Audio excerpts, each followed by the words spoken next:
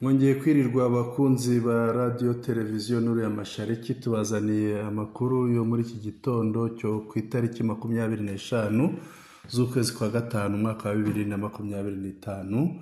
Kuri mikro murumva Sentama, sindi jyenyine ndi hamwe n'umutumirwa wacu Mushakamba. Waramutse neza Mushakamba? Amahoro bwana Sentama. Amahoro Mushakamba. Cyumweru cyiza cyo ku itariki ya 25 z'ukwa gatanu. Igitondo cyiza kuri twese. Haramutse umucyo, ndabona akayaga. Ikirere kimeze neza. Ndayishimiye ngo ari muri lift mujyana Kinshasa ariko. Ndayishimiye akunda Kinshasa kurusha Kisekedi. Ko umuriro waka Uvira, Ndayishimiye akajya Kinshasa, ibintu wagira ngo arahunze. Birasa no guhunga. Kubundi twagakwiye kubona bikinshasa bazi Burundi kugira ngo bafatanye kubaka urukuta. Yego.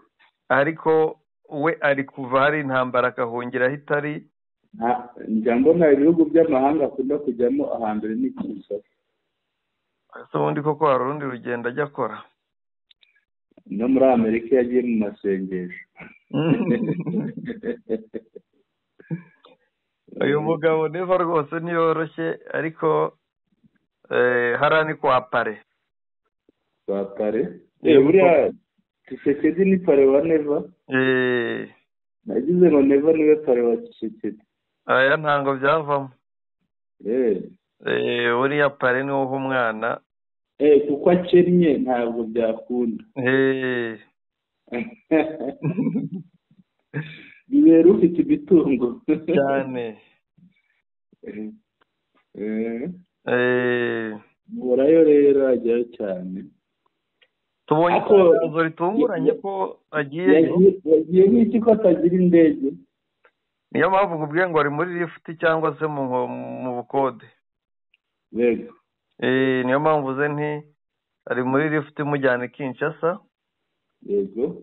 Ariko ubundi hari ibikorwa nk'ibi birangira indege ya Kongo ari igiye kumufata. Yego. Wasanga ariko byagenze. Yego. Itagazo rije nk'iyagatera muri iki gitondo riratungurana. Biraje banza rije yuriye indege yavuze. Birumvikana ntabwo batanga itangazo mbere. Cyane ko indege ishobora guhaguruka hariya bakanayirasa. Cyane buriya nawe abakunzi be bashobora kuba ari bake. None wabonye adafitanye ibibazo na ba minisitiri. No mu basirikare buriya biratogota ariko bisenyuka. Bidapfundikiye. Itangazo rero riravuga ngo iki? Itangazo ni itangazo ry'ibiro bya Perezidansi y'u Burundi. Yavuga ko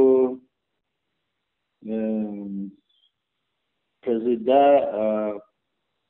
wa Repubulika yishimiye kumenyesha abaturage ko ni ukuvuga ibiro bye n'ubuvugizi byishimiye kumenyesha ko Perezida Nyenecyubahiro nk'uko bamwita Ndayishimiye Evariste, Perezida wa Repubulika y'u Burundi.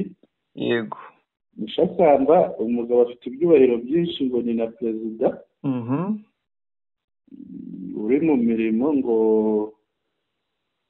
rwa rwego rw'akarere rushinzwe gukurikirana inzira y'amahoro n'umutekano n'ubutwererane muri Repubulika Iharanira Demokarasi ya Kongo n'akarere. Hagati ya Repubulika Iharanira Demokarasi ya Kongo n'akarere. Yego. Bakavuga rero ko ngo afata urugendo uyu munsi tariki 25 z'ukwezi kwa gatanu umwaka wa 2025 yerekeza muri Repubulika Iharanira Demokarasi ya Kongo. Sinzi niba ari bijye Uvira nta Kinshasa, niba ajya Korodi nta Kinshasa, sinzi niba ari Kinshasa ari bujya, ariko birumvikana ko abagiye kureba mugenzi we ubwo ni Kinshasa. Noneho ngo uru rugendo ruri mu rwego rwo kuganira mugenzi we wa Repubulika Iharanira Demokarasi ya Kongo, yego, nyakubahwa Antoine Felix Tshisekedi Tshilombo. Ni ibiganiro ngo bibanziriza inama ya 12 ihuza abakuru b'ibihugu ba ruriya rwego, ibihugu bigize ruriya rwego abereye perezida Ndayishimiye. Ruriya rwego nyine rugenzura inzira y'amahoro, y'ibiganiro n'amahoro ndetse n'umutekano n'ubutwererane hagati ya Repubulika Iharanira Demokarasi ya Kongo n'ibihugu by'akarere.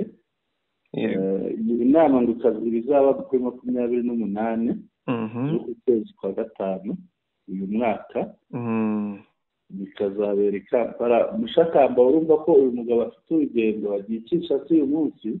Yego, kuri 25 araganira na mugenzi we. Ubwo sinzi niba agaruka i Burundi akazongera akajya i Kampala cyangwa niba ko azakomereza i Kampala.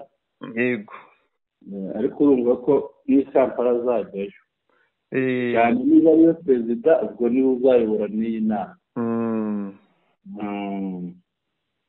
Rero ikindi kiriho ni uko inama ngo izabera muri Uganda. Yego, aho Evariste Ndayishimiye ngo azahererekanya azatanga imihoho. azatanga imihoho, sinzi uwazayiha. bazatanga imihoho ayiha uzamusimbura. ariko ntabwo ari gutanga imihoho kuri perezidansi y'u Burundi, ahubwo ni ugutanga imihoho kuri izi nshingano z'aka kanama z'uru rwego rushinzwe za ruriya rwego kugenzura iby'amahoro. Yego. aha rero turibaza, iri tangazo ryashyizweho umukono n'umuyobozi w'ibiro, n'umuyobozi w'agashami k'itumanaho muri perezidansi ya Repubulika y'u Burundi. ni umudamu, ngira ngo uramuzi, ujya umubona. ngo ni Gatoni, yitwa Rosine Girene Gatoni. aha rero njye ndibaza, yego, kuki bigombereye ko Ndayishimiye ava i Burundi akajya i Kinshasa? yego, mu kuganira ibintu bibanziriza inama yenda kuba Ndayishimiye ahagarariye, ni ugucura imigambi. ubu kano kanya turaza gusanga ibizigwa muri iriya nama n'ubundi bizibanda ku mupaka w'u Burundi na Kongo, kuko ariho hari ikibazo cya insecurity. yego, none agiye i Kinshasa kandi insecurity iri kuva muri Kongo ijya mu Burundi. yego, uyu mugabo mu by'ukuri aragenzwa n'iki Kinshasa? agiye gusaba amafaranga ngo arwane umuhenerezo? agiye gukura ibyo bazavuga batabusanya muri iriya nama bite? bagira imigambi bacura udashobora kumva, udashobora kwiyumvisha. kandi noneho ibimujyanye Mushakamba nta gushidikanya ko bitareba ruriya rugamba rurimo rubera mu burasirazuba bwa Repubulika Iharanira Demokarasi ya Kongo. birumvikana n'ubundi intambara itaraza ntibari inshuti. buriya abajyanywe n'ibintu bibiri, imigambi yo kugirira nabi u Rwanda, yego, n'imigambi ya ruriya rugamba.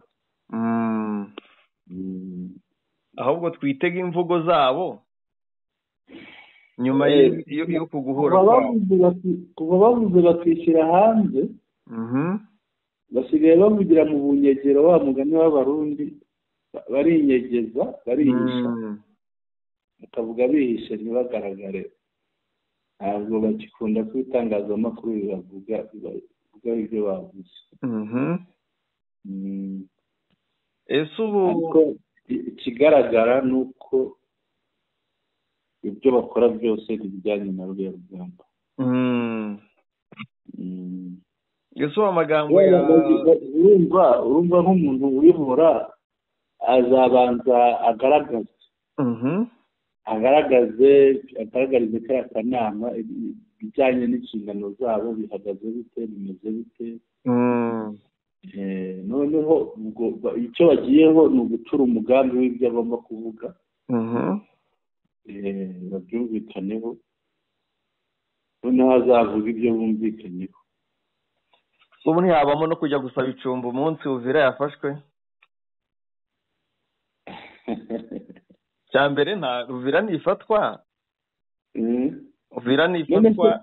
uzarisaba he Mushakamba? ntabwo azamera nka yambe bafatiwe mu mutego, umwana wayo nawe ugafatirwa mu mutego, bigafatirwa hamwe.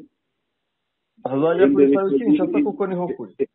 imbere ikajya ibwira umwana ngo dawe ntabara, kandi nawe zitoroshye. nibaza ko ni Kinshasa kuko urugamba rurimo ruva Uvira ni Kinshasa rwimukira, kereka abavuga ati buce kabiri. cyane ko Uvira nivamo, yego, na Bujumbura ntizaba itekanye.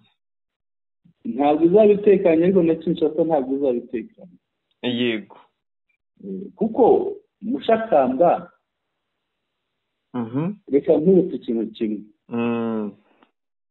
AFC M23 ntabwo yicaye.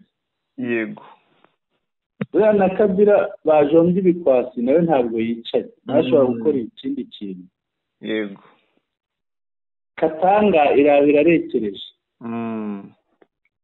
urumva iyo Kongo isigaye ntaho rwose. Kongo yabura iki gice cy'uburasirazuba cyose bikamanuka bikagera muri Katanga. none bireba neza ukabihuza na ruriya ruzinduko rw'uriya mugore minisitiri w'intebe arimo agira n'ibyo agenda avuga ngo bose bajye inyuma ya Tshisekedi, abakongomani bose, uraza gusanga ko muri Kinshasa hari ikibazo. rero kuvuga ngo yajya Kinshasa, yajyaza agakora iki? yajyaho akavuga ati amahoro. Kinshasa ntabwo ari muri Gitega. Kinshasa baracyabara iminsi nibura ibirometero, bati intambara iracyari kure. banishingikirije Masunzu ngo Kisangani ntizafatwa.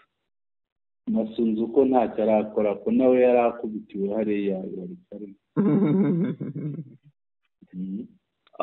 ngira ngo turi buze kumenya byinshi byamujyanye Kinshasa n'ibyo bari buvugane.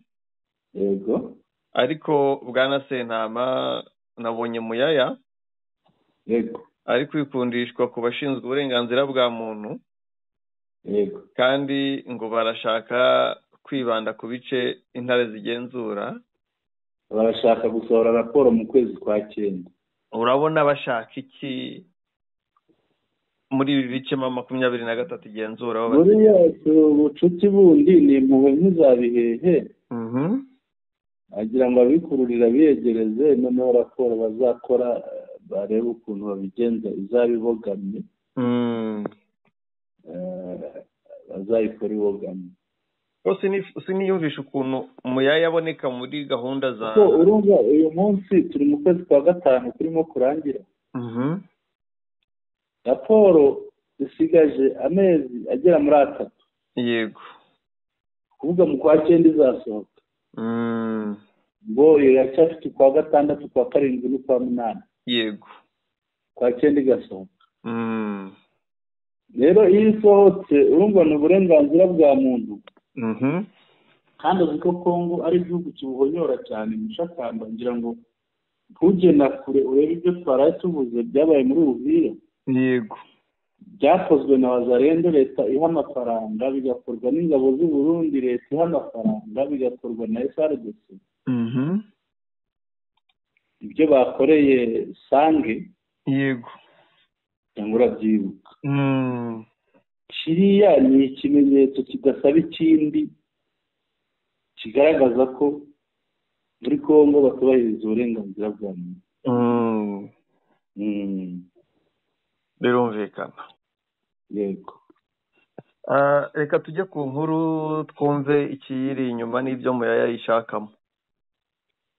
Reka tumurebe Patrick Muyaya. turebe inkuru. Yego. twumve ikivuga. inkuru itari ngufi ariko ni ndende itari cyane da. Yego. Navuga ngo quelques mois après sa mise en place et le lancement d'appel à contribution, la mission d'établissement des faits du Haut Commissariat des Nations Unies aux droits de l'homme, HCDH, sur la situation dans les provinces du Nord et Sud de Kivu, prévoit déjà de présenter au mois de septembre son rapport devant le Conseil des droits de l'homme, CDH, organe intergouvernemental du système des États-Unis chargé, un système des Nations Unies chargé de renforcer la promotion et la protection des droits de l'homme dans le monde et de traiter les situations de violation des droits de l'homme et de formuler des recommandations à leur sujet. Nyuma y'amezi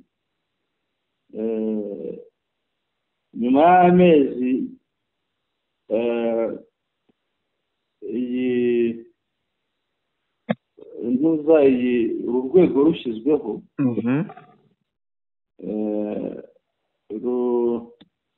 rukaba rwarahamagariwe kugira uruhare mu kugaragaza ibikorwa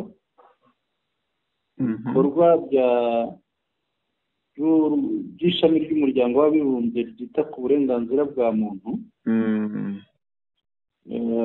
mu ntara ya Kivu, za Kivu zombi, Kivu y'Amajyepfo n'iy'Amajyaruguru. Uru rwego rurateganya ko ruzamurika raporo yarwo mu kwezi kwa 9, rukayimurikira imbere y'inama y'umuryango w'abibumbye ryita ku burenganzira bwa muntu. Rukaba ari urwego ruhuriweho na za leta z'ibihugu bigize umuryango w'abibumbye. Rukaba rushinzwe gushyigikira iyimakazwa no kurinda uburenganzira bwa muntu isi hose no gukemura ibibazo bihungabanya uburenganzira bwa muntu ndetse no gutanga imyanzuro ijyanye n'ibyo bibazo. Ibi ngibi byavuzwe na Madamu Marlene Birchele, umuhuzabikorwa w'ubu butumwa w'iyi misiyo wa ruriya rwego rwo kugaragaza ibikorwa by'umuryango w'abibumbye by'ishami ry'umuryango w'abibumbye ryita ku burenganzira bwa muntu, ushinzwe igenzura cyangwa se iperereza ku bibazo byo muri Kivu y'Amajyepfo na Kivu y'Amajyaruguru. Nyuma mu gihe ibi yabivuze mu gihe cy'ikiganiro yagiranye na Minisitiri w'itumanaho n'ibitangazamakuru ariwe Patrick Muyaya. Agakomeza avuga ati hano tugize misiyo, ni ukuvuga misiyo d'établissement, ni rwa rwego tugize rwa rwego rwo kugaragaza, rwo gushyiraho ibikorwa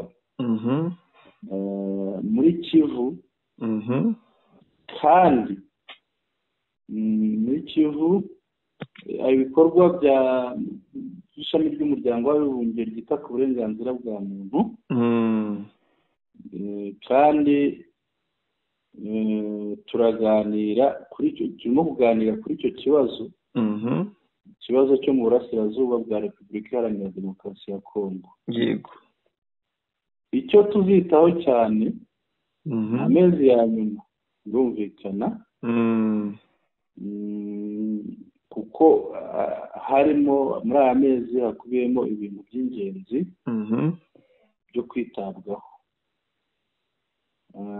Turimo gukora amaperereza, turimo gukora iperereza impande zose ku guhungabanya uburenganzira bwa muntu, kandi noneho tuzabimurika iyo raporo mu kwezi kwa 9 mbere y'uko ishami ry'umuryango w'abibumbye ryita ku burenganzira bwa muntu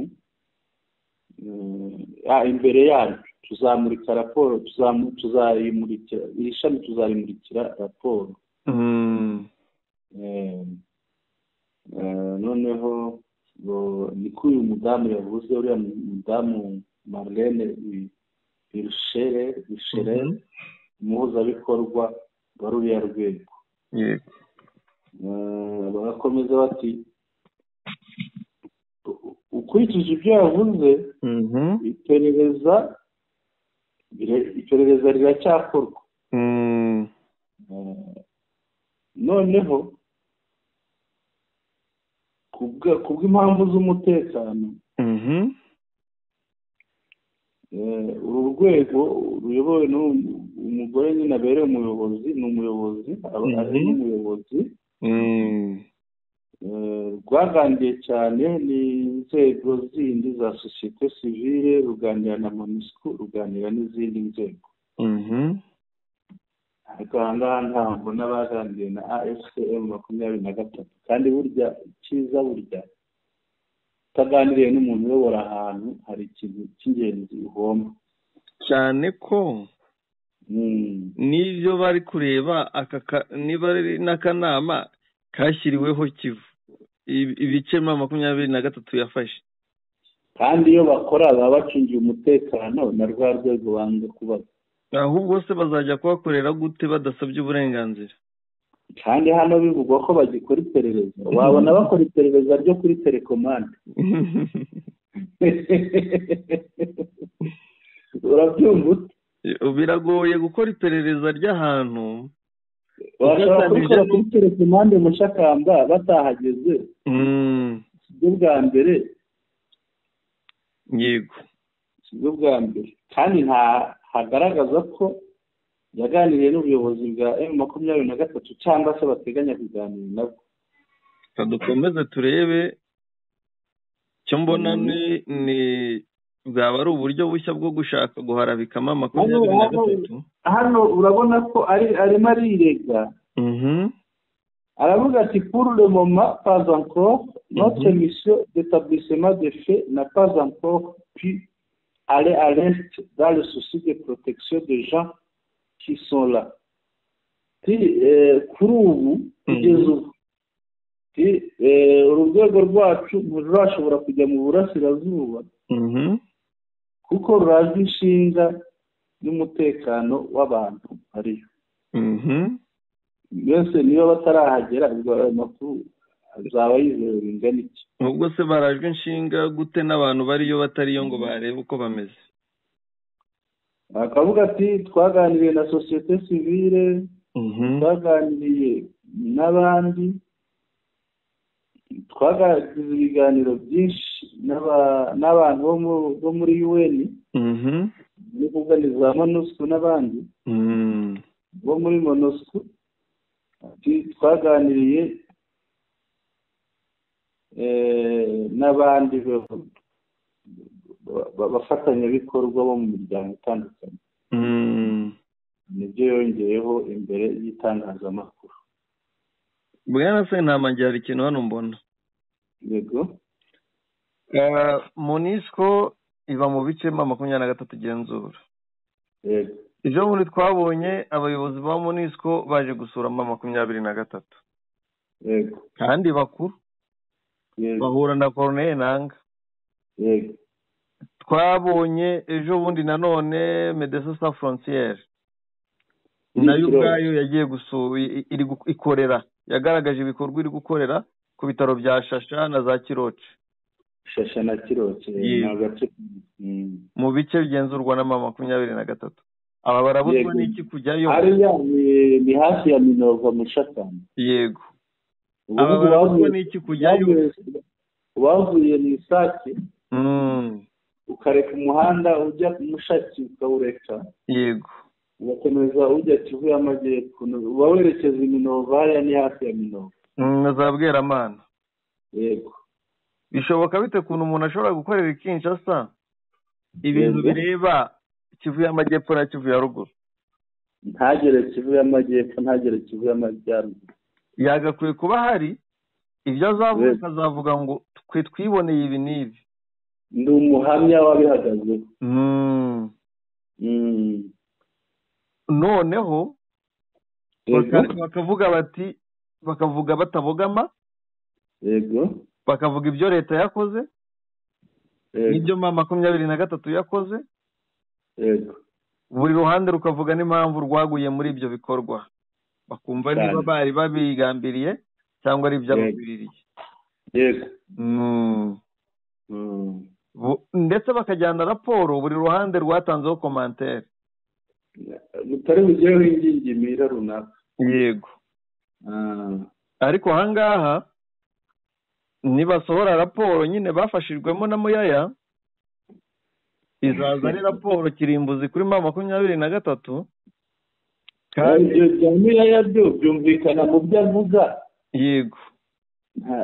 Ntabwo nonese nta kindi wakwibaza uri bukore kuri Muyaya.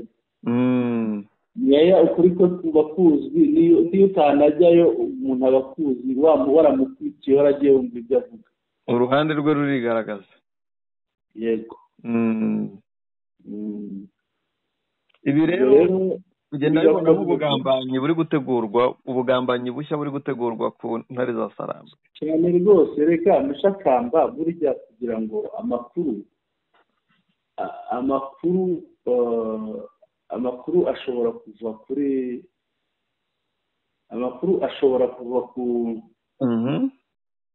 amakuru avaho ibintu byabereye.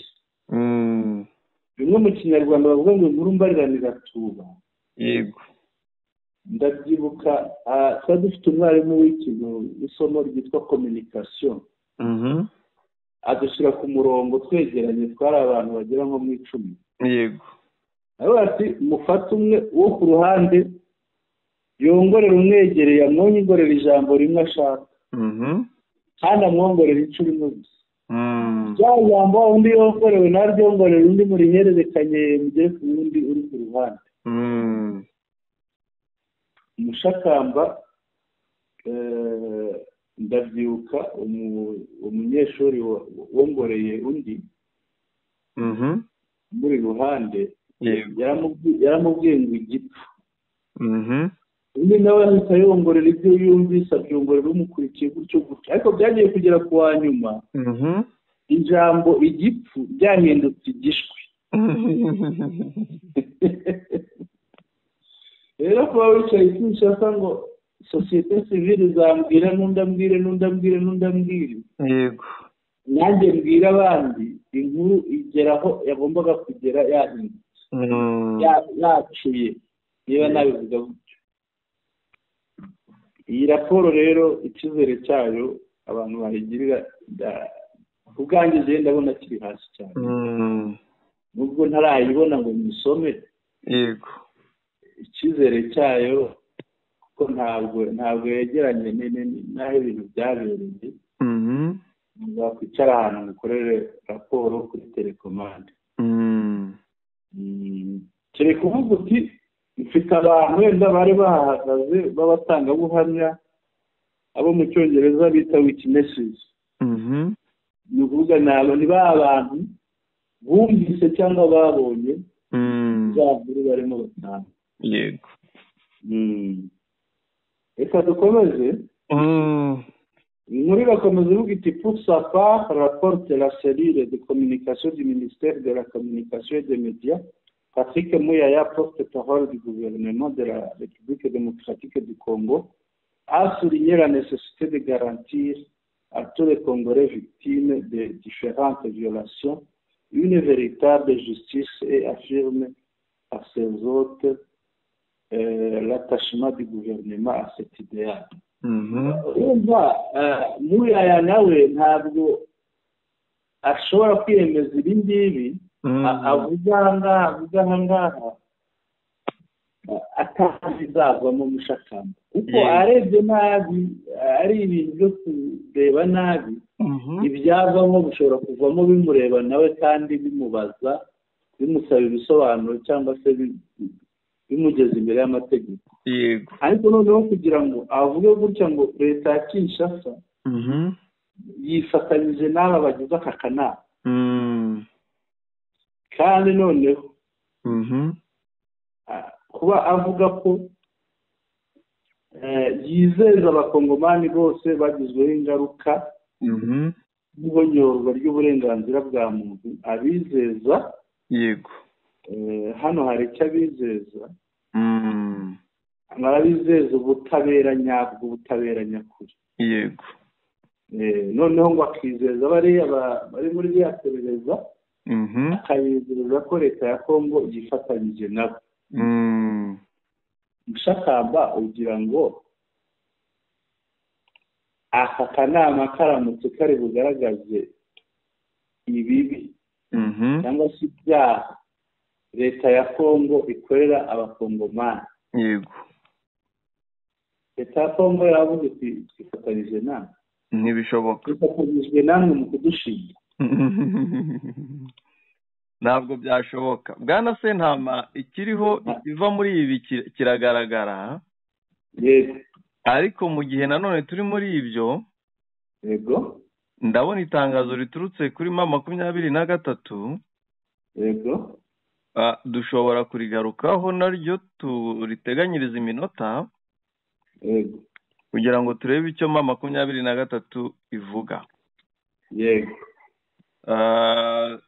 ndabona ngo ari ibyo ivuga ku bihuha biri kuvugwa na leta ya Kinshasa ifatanije na MONUSCO yego itangazo narikoherereje gusa mu gihe itangazo riri kuza Kinshasa nabonye ngo yahisemo no kugabanya ingengo y'imari yego niba ishaka kugabanya yaribwaga kugira ngo hasigare ayubaka igihugu gusa simbizi oya ntabwo ari ukugabanya ayaribwaga mushakamba n'ubundi bazarya none se inda ubundi inda yitwa ntacyo wigeze umpa iyo uyihaye uyu munsi n'ejo izagusaba yego izaba igufata nkaho ntacyo wigeze uyiha abariye rero bazakomeza barya ahubwo Kongo ni mu bibazo bya bibazo bisaba kwizirika umukanda amafaranga menshi yayashoye mu ntwaro amafaranga menshi yayashoye mu bacanshuro ngira ngo imibare warayibonaga warayivugaga buri munsi ibyo rero byayiteye ibibazo yego niko kugabanya ingengo y'imari niyo mpamvu ntayindi yego ngo hari amakamyo menshi akomeje gutwara abanyafurika y'epfo bazanwa Uvira bava Bujumbura yego arahari rwose abarundi bo mu Gatumba rwose ngo batewe ibibazo n'ibyo batewe ubwoba n'ayo makamyo bazagira ibibazo kuko burya intambara ibereye hariya ntabwo umuntu wo mu Gatumba byanze bikunze yamugiraho ingaruka yego yamugiraho ingaruka kuko ngira ngo ufate urugero rwa hafi wenda n'ubwo bari baje bafite indi migambi wabonye intambara yabereye i Goma ko yagize n'ingaruka ku bantu b'irungu yego rero na hariya bishobora kuba ibibazo nubwo mu bazarwanira hariya ntawe uzaba afite intego yo kuvuga ngo yambuke kurwana i Burundi yego ariko bizagira ingaruka kuri kariya gace k'Uburundi kegereye hariya Bwana Sentama reka turebe itangazo rya M23 iri rindi turirekeraho iri rindi n'ubundi birimo birumvikana yego birumvikana ko raporo itarajya hanze yego iri rero rya M23 ni itangazo ngira ngo ryasohotse uyu munsi yego ryo mu kanya rwose risinwe mu kanya n'iryo ku itariki ya 25 z'ukwa gatanu uyu munsi iri rero riragira riti ni réaction de la FC à la campagne de désinformation orchestrée par le régime de Kinshasa et les alliés, comme la MONUSCO. Ni réaction ni ukuvuga iyo umuntu akoze ikintu nawe ukagira icyo ukora kuri cya kintu yakoze. Yego. Ni ukuvuga leta ya Kinshasa irakwiza ibihuha. Noneho AFC M23 ahangaha igiye kuvuga kuri biriya bihuha leta ya Kinshasa ikwirakwiza ifatanyije gushakamba, ifatanyije n'abafatanyabikorwa bayo harimo MONUSCO. Yego. Itangazo riragira riti l'Alliance Fleuve Congo AFC M23 dénonce et condamne fermement la campagne de désinformation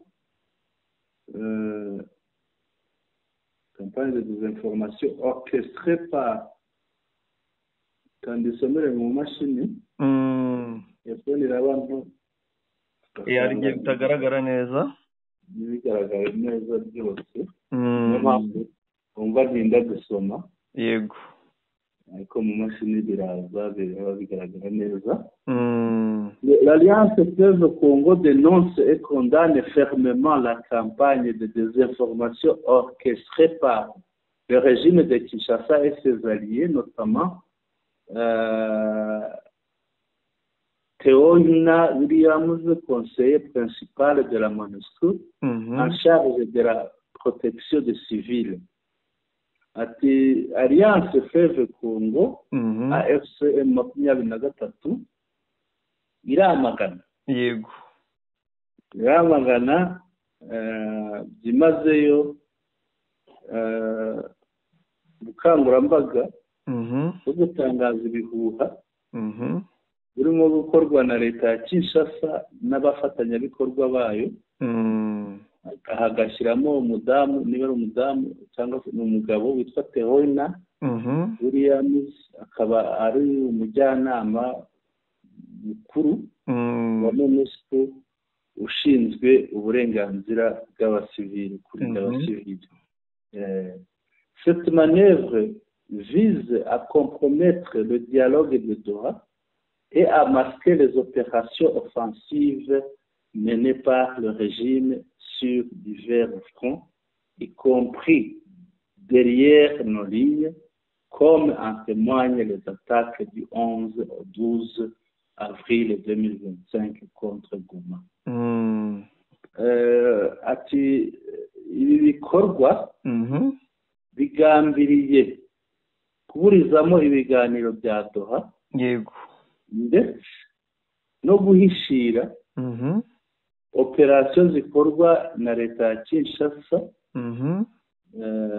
haba ku mirongo y'urugamba ndetse n'inyuma y'imirongo yacu y'urugamba, kuvuga muri bya bice byafashwemo imbere. Yego.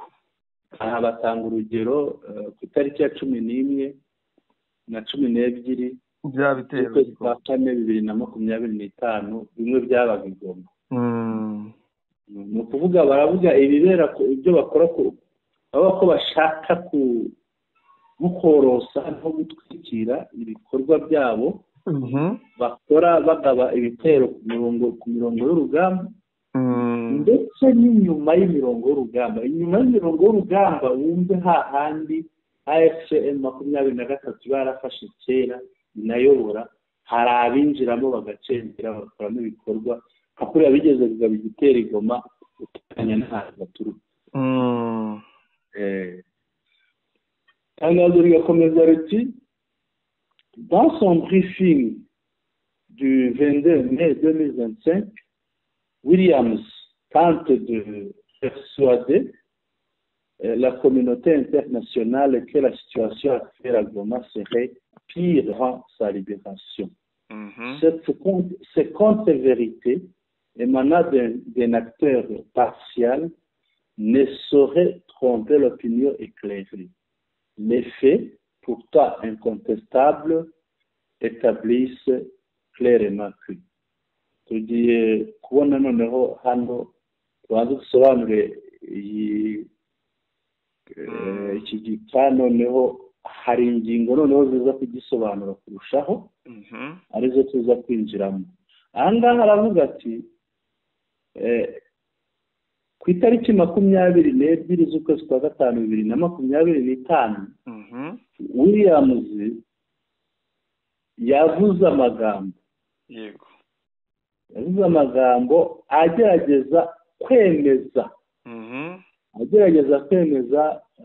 umuryango mpuzamahanga ko Goma umutekano uri hanyuma y'uko wari umeze mbere y'uko ubuhoro. Mushakamba niba umutekano uri hanyuma y'uko wari umeze mbere y'uko Goma ibohorwa, bari abantu bajyaga bagiye MONUSCO se yo kukidahunga bahingiye bati MONUSCO kidahunga, kandi noneho Mushakamba ntabwo umutekano waba mubi ngo abantu babone umwanya wo gukora imihanda. Ngira ngo wabonye ko abantu benshi b'abanyamahanga bagiye basura Goma bakavuga bati isa neza bimeze bite. Umutekano waba ari mubi, HCR ikaba irimo itwara abantu ibajyana mu Rwanda ibavanye i Goma. Uyu mugabo n'ikibeshya umuhanga.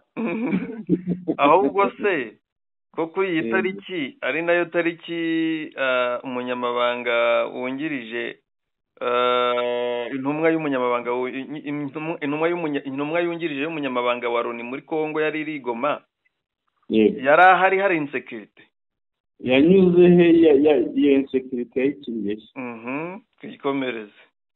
Yego reka dukomeze, ariko uyu mugabo n'ikibeshya umuhanga yariyeho ku gafaranga ka Muyaya. Yarakariye. Muyaya ngo yatanga n'amafaranga yatanga n'inzoga y'inkuba kubi make ngo ni $1,000 no ku bantu baciriritse. Yego. Reka dukomeze. Yego. Noneho ngo aha ngaha itangazo rikavuga ko ibi bihabanye n'ukuri biturutse ku muntu ubogamye. ngo n'uwo mugabo bavuga yego ntawe bishobora kubeshya kuko ibikorwa birigaragaza. Ibikorwa bihari ni ibikorwa bitavuguruzwa, ni ibikorwa bigaragaza ko tugiye kubona za ngingo ya mbere. Avant la libération de Goma par nos forces, la ville et ses environs abritaient plusieurs camps de déplacés retenus en otage par la coalition gouvernementale. Mbere y'uko Goma ibohorwa, umujyi wa Goma no mu nkengero zawo hari inkambi z'impunzi. Yego. Impunzi z'imbere mu gihugu. Zari zarafashwe bugwate, zarafashwe na coalition n'ihuriro rya leta. Le régime utilisait ces civils comme bouclier humain. Ubutegetsi bwariho bwa Kinshasa bwafataga izo mpunzi nk'ingabo ibakingira, installant délibérément ces canons à longue portée aux milliers de populations, mettant ainsi leur vie en danger.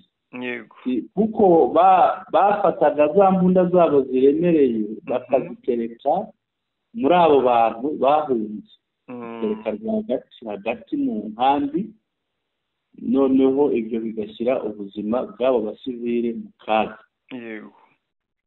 Aujourd'hui, grâce à notre intervention, ces déplacés ont pu regagner leur village en toute sécurité. Ati kubera ibikorwa byacu ubwo ni AFCM 23 izo mpunzi zasubiye iwabo aho zikomoka kandi zisubirayo mu mutekano. Noneho ingingo ya kabiri, Goma subissait alors un cauchemar quotidien. Des milliers d'hommes armés, militaires et civils confondus y imposaient la loi de la jungle. Goma yaribayeho nabi, yaribayeho mu buzima bubi, mu kababaro cya buri munsi.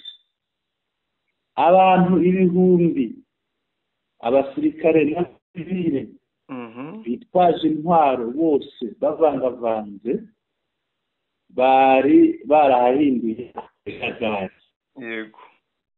La ville était de mort, exécution sommaire en plein jour, violence contre les femmes, arrestation arbitraire fondée sur l'apparence physique, discours de haine, attaques ethniques, scènes de cannibalisme exhibées en public et contribution massive d'armes aux civils, distribution massive d'armes aux civils. Ces crimes commis sous le silence complice de la MONUSCO n'ont jamais été dénoncés par Williams. aravuga ibyaberaga i Goma, umujyi wari warabaye nk'ibagiro. Yego. Hari ahantu waba buriho utazi ko buri bwire cyangwa buri buke. Bicaga buri munsi ku manywa y'ihangu, bafataga abadamu ku ngufu, abantu bafatwaga nta mpamvu zo kubafata, bagafatwa kubera imiterere yabo yo ku mubiri. Hakabaho imvugo zihembera urwango, hakabaho kwica cyangwa se kwibasira abantu hashingiwe ku bwoko. Yego. Hakabaho kurya abantu kandi bakaririra mu ruhame. Abo bose bakabarya bakabarira mu ruhame.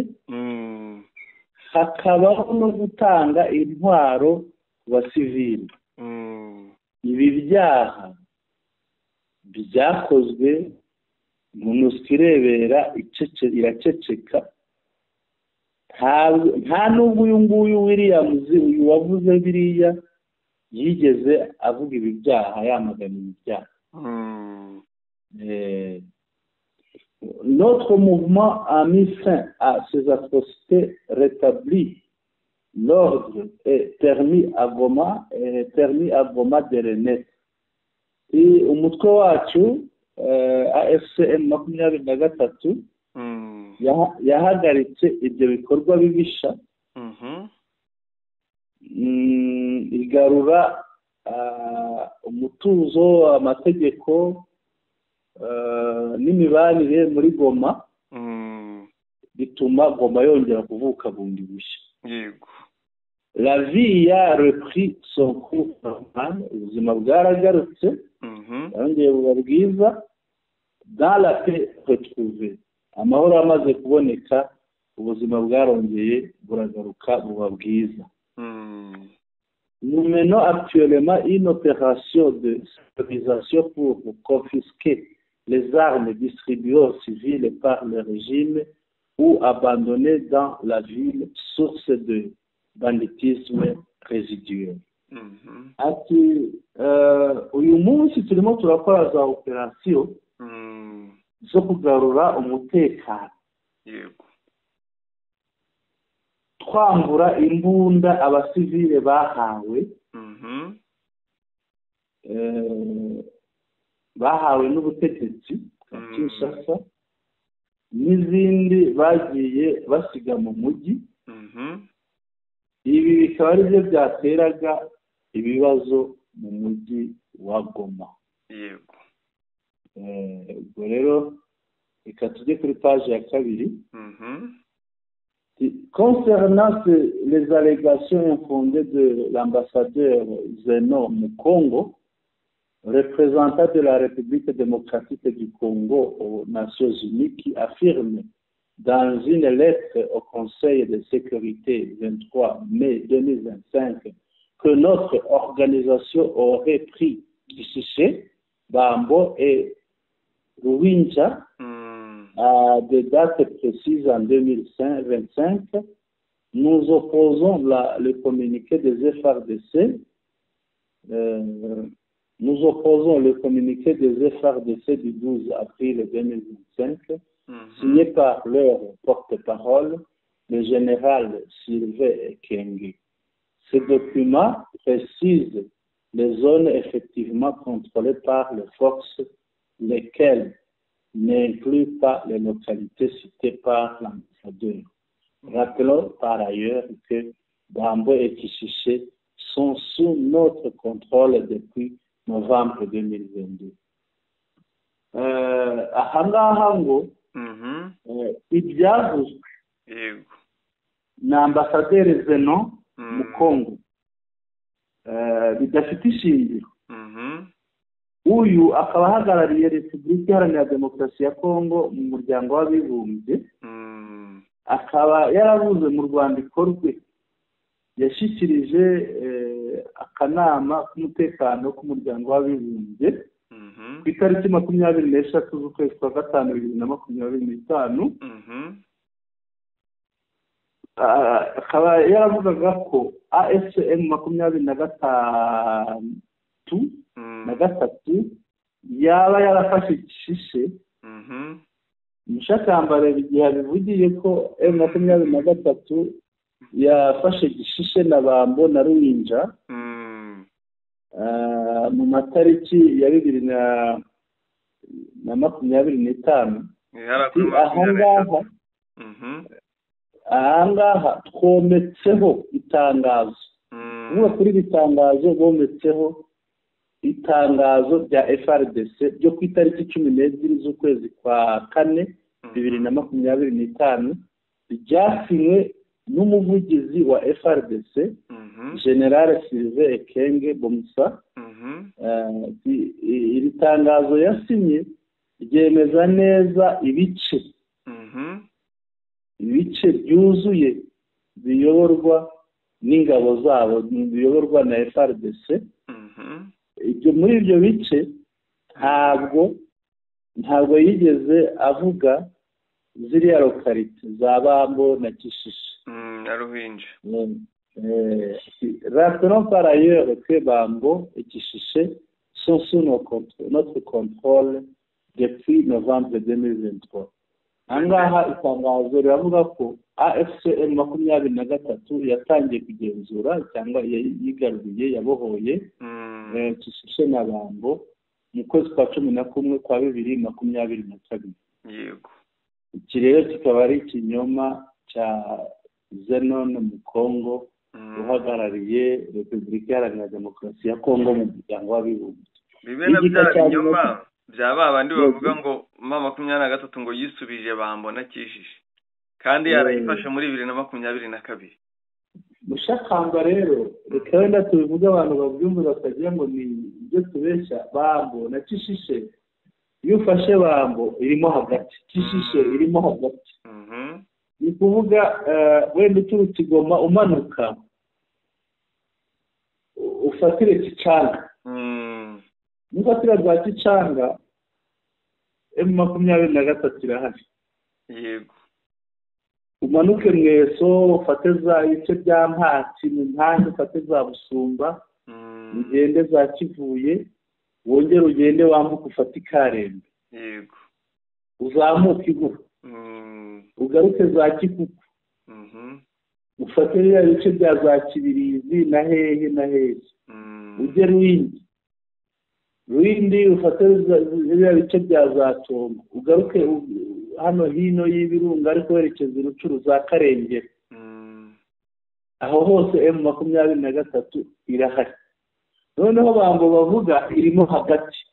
Ubu se ntitwabifata nko kugira ngo umuntu avuge ngo wambuwe kimwe mu cyumba cy'inzu yawe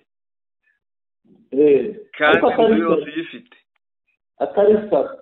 Atari saro. icyumba cya mbere icyumba cy'imbere mu nzu nuko bavuga ngo wambuwe dushe kandi na saro utayifite. Yego ngo wafashe dushe saro ntuyifite ibyumba byose bisohoka n'ubifite. Umuntu ufite na saro uhita wumva ko wenda saro ni umwinjiro w'inzu, uhita wumva ko na dushe ayifite n'ibyumba bifite. Yego ariko noneho umuntu ntafite saro, wenda ni inzu ifite imiryango ibiri, ntabwo afite saro, nta nubwo afite inzira yo mu gikari. uwo muntu iyo nzu n'imbere yaba ayifite ati. kandi noneho muri saro uhatuye uhakorera ibikorwa bitandukanye, uhakirira abashyitsi, mu gikari ukahategurira ibyo ugomba gutegura, ibyo byose bikaba mu mahoro. aho yaduna hafi ni ukuvuga ni nk'uko wenda ufashe nk'inzu. Yego fata ko M23 ifite muri saro ifite icyumba ikagira ibyumba byose, ariko noneho bariya bakavuga bati ntabwo bari bafite, ariko ntabwo bari bafite dushe na toilette, kandi inzu irimo dushe na toilette birimo imbere mu nzu, ufite saro ufite n'ibyumba, ubwo ibyo wabibura. reka tujye kugisoza. Yego La FCM23 rejette avec la plus grande fermeté les calomnies du régime de Kinshasa et de ses soutiens, dont Williams, qui tente de minimiser le progrès accompli à Goma. AFCM 23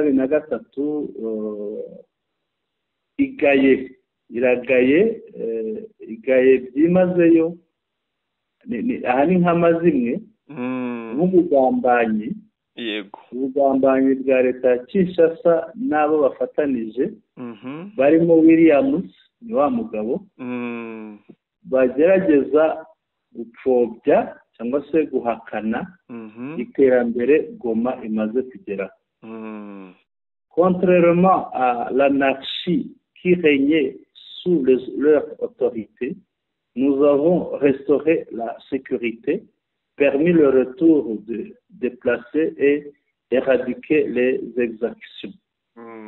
Ati bihabanye binyuranye n'akajagari bari bafite muri Goma mu gihe bahategekaga, twagaruye umutekano, tworohereje impunzi gusubira mu byazo,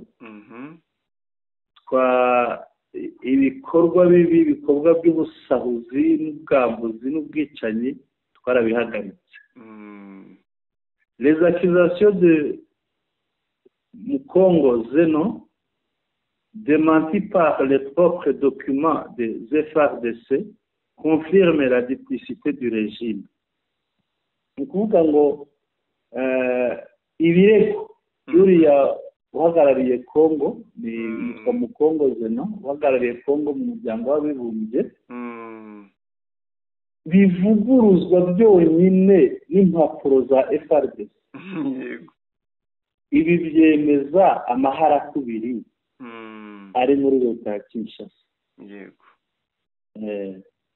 Agakomeza ati, nous exhortons la communauté internationale à condamner ces manipulations et à œuvrer pour une paix durable au lieu de couvrir ceux qui sabotent le processus de droit. Turahamagarira umuryango mpuzamahanga kwamagana iri koreshwa kandi no gukora ibishoboka kugira ngo habeho amahoro arambye, aho gutwikira, aho korosa abashaka kwangiza ibiganiro by'itoho. Bikorewe i Goma kuwa 25 z'ukwa gatanu 2025 ku bwa AFC Lawrence Kanyuka ushinzwe itumanaho. Iryo itangazo mushakamba. Bwana Sentama, Karame, hari ikintu kimwe nge nshimye kuri iri tangazo. Yego. Bije rihura n'inkuru twariho y'ibiri guhimbwa, ibitangiye guhimbwa bizashyirwa hanze mu kwa 9, biharabika 23 binyuze muri iyi komisiyo ishinzwe uburenganzira bwa muntu muri ONU. Ibi byose ni inzira imwe. None birangiye dusanze n'ubundi hari ibindi nabyo 23 ikomeje kuvuguruza. Bariya bari mu rugamba rumwe. Bari mu rugamba rumwe nabyo bizaza bimeze nk'ibyo. Yego. Ubwo abadukurikira ntibazatungurwe n'ibyo bazagenda basohora aba bantu bo muri ONU, ariko nanone 23 yiteguye kubivuguruza buri uko bibaye cyane. Reka dusoreze hano makuru yacu. Murakoze cyane Mushakamba. Umunsi mwiza. Nawe rwose. Turabashimiye kuko mudahwema kudukurikira abakunzi bacu, ni by'agaciro. Turabibutsa gukanda subscribe ku batarayikanda, ikandwa inshuro imwe gusa ubundi amakuru akakwizanira. Mukande like kugira ngo bigaragare ko mwakunze amakuru yacu, munakande share kugira ngo amakuru yacu muyasangize inshuti zanyu n'abavandimwe banyu. Munatwandikire mubinyujije muri comments, ndushikirize ibitekerezo byanyu, inyunganizi ndetse n'ibyifuzo byanyu kuko bidufasha kurushaho gukora neza. Mwirirwe neza rero, mwari kumwe na Sentama kuri mikro, naho butaha.